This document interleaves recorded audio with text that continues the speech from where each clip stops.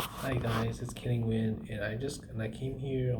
Came here to kind of talk about the recent issue for Spider-Man, and there's a lot I want to talk about, but I want to highlight on the problems with the new Spider-Man series. But before I get that, I kind of want to show you what I mean and why the Spider-Man series isn't good. Um, Look right around here. The recent issue is 4.9 out of 3.3. It's not even 5 out of 10. It's red. It means it's bad. But even worse, look at the reviews for this entire series. It's 7.4 out of 10. That means this event has mixed reviews. Now, I want to talk. There's a lot of things I want to talk about this event. I mean, this run on why the current Spider-Man issues have not been that very good. And there's like a couple of things, but the first thing I want to point out is that Peter Parker is a complete asshole. He's a complete jackass. Like, for example, and it's kind of going a little bit random off tangent, but in case what people don't know, this issue starts off um, with Peter Parker and the Creator, right? And then the real question everyone asks is, what did Peter do? What did he do made everyone hate him? And I understand that there are people who do actions that make people not like them. But my biggest problem with this is that Peter Parker is unlikable. He's a douchebag. He's a piece of, no offense, shit. In that he treats his friends like garbage. He's impatient. He acts out of character. Like, for example, in this, hold on. Sorry. Anyway, I was trying to put up examples, but basically, Peter Parker and Mary Jane are trapped in a dimension, and Peter Parker right here. Peter Parker learns that time flows way different in that dimension than in the real world. So then, like Peter gets really frantic. He gets really nervous, and he gets really how do I say this? He gets really impatient. I do see that. But the problem is that Zeb Wells is the writer, and he makes the other characters act like irrational, not important. Like, for example, Peter Parker tells them, "Hey, my girlfriend is in a different dimension, and the time flows completely different." But instead of the Fantastic Four just calming down and letting him and them know, and they're his best friends. Like, even if they know that Peter Parker calls the Creator, they will always support him. But because it's Zeb Wells, he makes them act completely differently, and makes them act like an asshole. It escalates to the point where like Peter Parker tries to find them. He's freaking out that he fights Captain America, and he doesn't even try to explain to Captain America right now. It's just like, again, the worst part is Captain America is Peter Parker's role model. So why is he acting like this? Like, all in all, this freaking series is a big problem. But I think there's a one big problem I don't like about Zeb Wells' run on Spider-Man, and it's that Peter Parker is a complete asshole. He's a jerk. Like, I'll kind of show you. Okay, in the first issue, Peter Parker sees, um, his one of his best friends, right? He tries talking to them, but then he suddenly acts like an asshole and like is passive aggressive. And it's kind of weird on how Parker is a meaner person than Batman. He's more grumpier and meaner than Batman. That is messed up. But I think at the bottom line, my biggest problem, and okay, there's a problem with Peter Parker being out. My problem with Spider-Man as a whole is that Peter Parker loses a lot. He loses more than he wins. I'll show you right in Tombstone. He literally starts fighting Tombstone, a street level hero, and just gets beaten up brutally, which is kind of weird because why can't Peter Parker just whip Tombstone's face?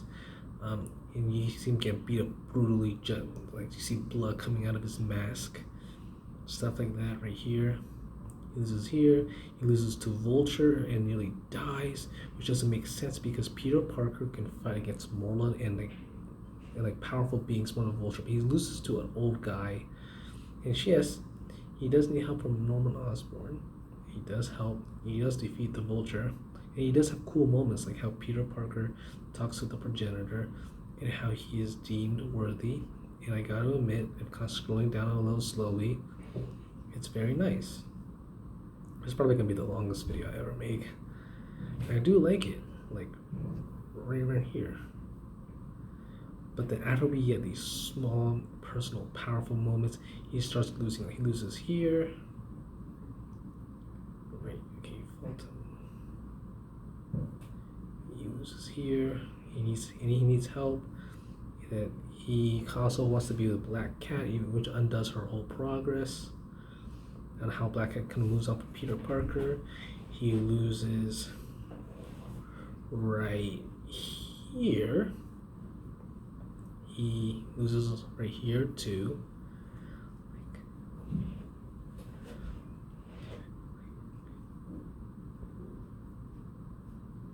Kind of scrolling down slowly just so people can actually see it, and it's gonna take a while. In Dark Web, oh my god, like don't get me started on Dark Web. It's absolutely terrible. Oh well.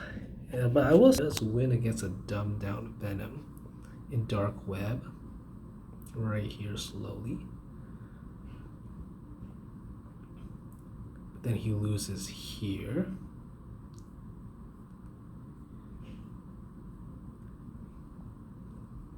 He loses here.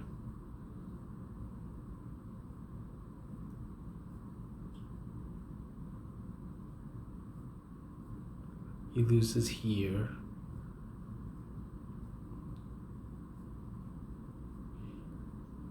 He loses here, and it's a very common theme on how do I say this, on how Peter Parker lets other people do the stuff for him. He literally does nothing.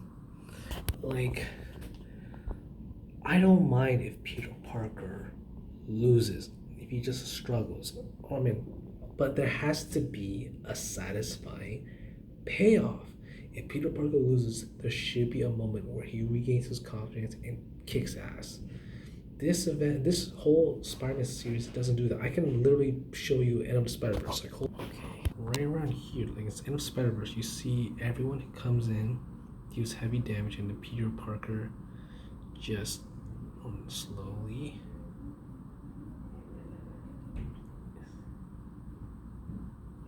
He just literally defeats her with ease, like an unsatisfied man. Everyone does literally the main job for him, but he just steals the show, and he steals the final kill.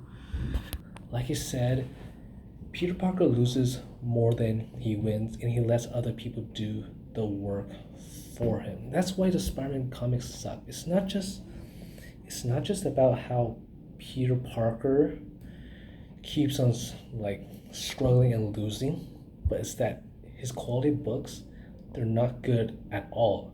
Like there's no satisfying payoff, and that literally, I don't know, this is so stupid, but this whole run for Zeb Wells was basically, what did Peter Parker do? What did he do that pissed people off? And it turns out it's nothing. Literally nothing. It's not Peter Parker's fault at all. It's this new guy named Paul. And dude, I just gotta. Now we're gonna talk about Amazing Spider-Man number 26 and my review on it. I gave it a 3 out of 10. You know why? I'm gonna show you why. Hold on. Okay, I put it up now. I'm gonna try to basically explain what happens. So, in this issue, Kamala Khan, or Miss Marvel, is killed. My problem is that she only appears 12 pages out of 25 issues, 26. That means she only appears in 2% of the whole series, and she gets murdered. And there's just so many plot holes in here. I'm just gonna show everyone, just so people don't need to waste time with it. But show you right here. Everyone's okay. I'm trying to go scrolls, and okay. This guy keeps on beating up Peter Parker so much, but I don't know how Kamala Khan and Gold Goblin, Normal Osborn beat him up with ease. And then this is another thing. Spider-Man lets other people do the work for him. Like, it's just like, instead of like him trying to be proactive, he's reactive and just super lazy. And we find out that Paul is a being from a different universe.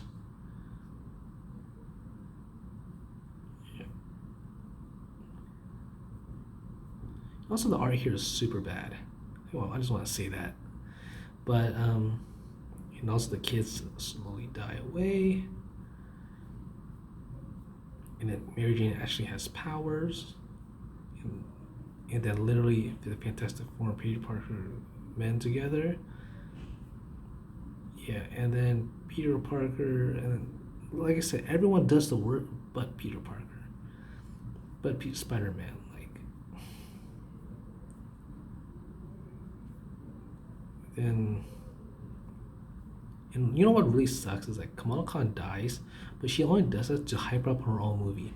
If you're gonna hype up your own movie, then at least have the character be treated with respect, you know. Yeah, but overall, this is a bad series. And like now let's talk about the whole Peter Parker and Mary Jane. People want Peter Parker and Mary Jane to be together. The reason is that it allows Peter Parker and Mary Jane to grow up. We want characters to grow up. We want characters to evolve. Imagine if you're the same high school student for 10 years and it gets boring, it's repetitive, and the character just gets unlikable. Now, people may say, oh, Peter Parker and Mary Jane, well, having kids would be bad story. It might not be good stories. And I disagree. Because most of the time when characters have kids, they get good stories and they improve. Look at what happened to Superman. Look what happened to Wally West. Look at what happened to Green Arrow. And another thing, Peter Parker being alone, it makes him struggle, and that's what makes him relatable. But the thing is, in real life, not all of us struggle all the time. We have bad days, but we also have good days. Do you want to see a character that struggles all the time? No, you do not. So all in all, this entire series, the whole Spider-Man run from Nick Spencer, like I can't even. I want to show you Sinister War, but we don't have enough time. But my biggest problem with the Spider-Man comics and why they are bad is because we have writers that don't care about Spider-Man. We have Marvel Comics who doesn't care about the comics and only cares about the comics because it's the rough draft for the MCU. We have editors that won't let Spider-Man grow. When Miles Morales has a better stories, has a better run than you, and it's written better than Peter Parker, aka the most popular and arguably the greatest superhero of all time, it's a problem. So overall, this is just my thoughts on why the modern Spider-Man comics suck. And it's a shame too. I used to be a Spider-Man fan. So that's about it. See ya.